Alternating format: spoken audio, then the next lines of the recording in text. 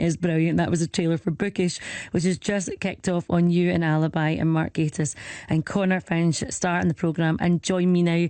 Gentlemen, welcome to you both and huge congratulations on this show. It is wonderful. Thank you very much. Thanks for having us. Thanks for having us. Thank you. I appreciate your time. I know you guys will be so busy just now doing lots of these interviews, but we're so excited to have you on BBC Radio Scotland.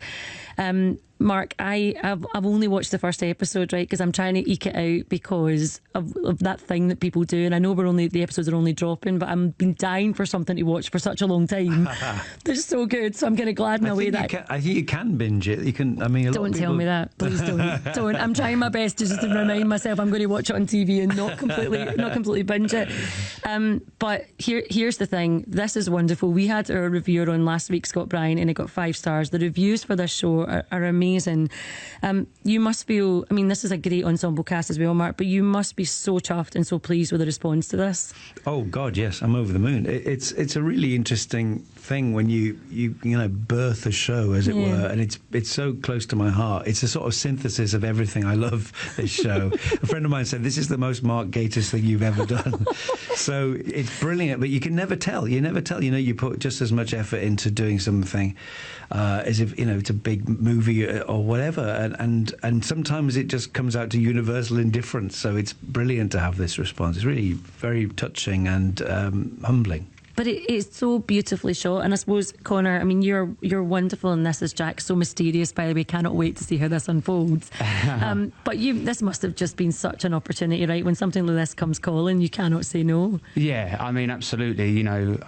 I've made no bones about it that, from the get-go of getting the script and reading the character, I was instantly hooked and very connected. And, it's just, even from that first initial read of the script when it comes to an audition to getting to film the entire series, that stuck with me the entire time. It was just, such an honour to be able to play a part that you connect with in such a fantastic story. But it's such a great part, Connor, to get your teeth into as well, because, when Jack first comes in, we know there's something right. We can tell because it's so beautifully shot. The music tells us everything is pointing towards, okay, we're going to find out so much more about Jack. But that must be so great as an actor for that audience. You take the audience on that journey with you, right? Because we don't know. We're all in our heads, we're thinking a million things, but it's going to unfold as the series goes on. That must be lovely. Yeah, I mean, exactly. We sort of said, you kind of enter the world of Bookish through Jack's eyes, and it was really amazing to sort of read the entire script of all 6 episodes from the beginning for the first time, and how I felt reading that is just how you kind of want to portray it. You want people to find out more and find out what's coming next. So yeah, it's great. Sadly, Jack's story stops at the end of episode 1. Don't you dare, Mark! No. Don't you dare do that to me. He's a nice job. He has Wednesday afternoons off. That's it. Yeah, it's great. That's it. Sail over for Jack. No more. Never to be seen again.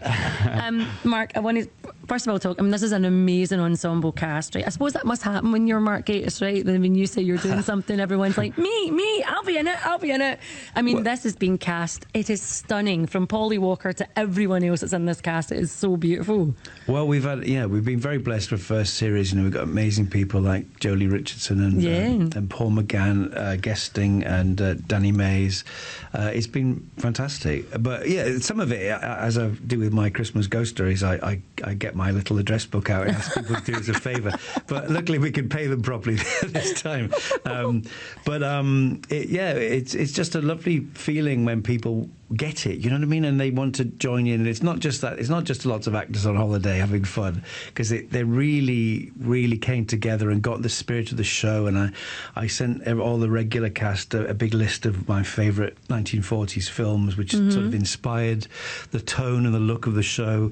And that was a really wonderful journey to go on, and then to get to this point where we're now able to release it to the world and talk about it is fantastic.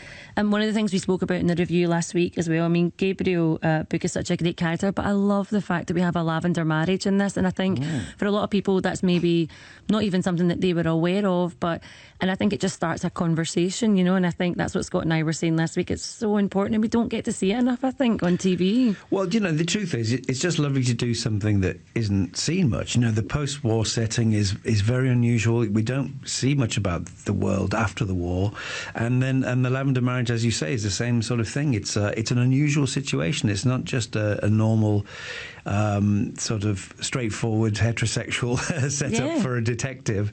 And I used to say, I remember I actually found an interview I did years ago. I used to say quite a lot, you know, we'll have achieved something when a regular TV detective just happens to be gay. Yeah. And actually it's finally happened. But it's not incidental, because it is also crucial to the times that he's living in and they're living in and we're living in. And that's what I wanted to do as well, is to sort of reflect the world that we live in by sort of pointing a lens onto the past in that way. And we're so happy that you've done that, by the way. And it's kind of sad to think in 2025, actually, this hasn't maybe been addressed on a mainstream TV show before. Well, it's not so much that. I think it's, you know, it's just interesting. And it's interesting to say, did you know this? And a lot of people don't. There are so many.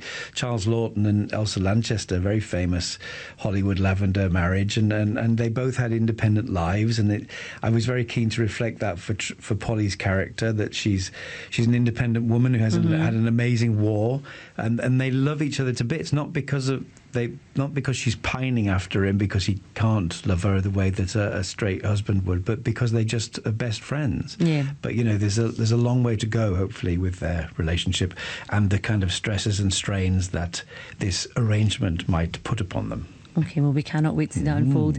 Connor, I know I'm so aware of your guys' time, but I just want to talk about the fact of the period that this is set in as well. Just the whole look of the show, stepping onto set, that must have been so impressive. Yeah, I mean, you know, it's a really beautiful to see, you know, post-World War London. You know, it was certainly something that I hadn't really seen much of on screen. So, you know, yeah, I mean, it was a great concept in that sense from the off, because, you know, people are going through the struggle of rebuilding lives and stuff, and then you've got that, you know, feel, and then you kind of get into these costumes which still are amazing. You know, you hold yourself completely differently, and yeah, I mean, it's very flattering costumes, and everyone looks great. So it's yeah, I mean, it's a really, really interesting period of time. It is, and it looks beautiful. It's a great watch as well, and I bet you, this is such an impressive ensemble, I bet you guys had the best laugh on set as well. I know you're dealing with murders, right? But I bet you guys... Murders are the funniest part. No, I'm going to quote you on that. Murders are just the funniest part. We did. We laughed a lot, and a bit too much. Sometimes too much. Yeah. There are Elliot Levy, who plays Inspector Bliss, is one of my oldest friends. Elliot, in fact, was my rider. I wrote the part for him, and I said, I'll only do it if Elliot plays Inspector Bliss. I need an old friend out there, but then the other thing that goes hand in hand with that is the danger of familiarity. And there are a couple of bits where we absolutely couldn't hold it together, and they've happily not made it into the show. we want the blooper reel.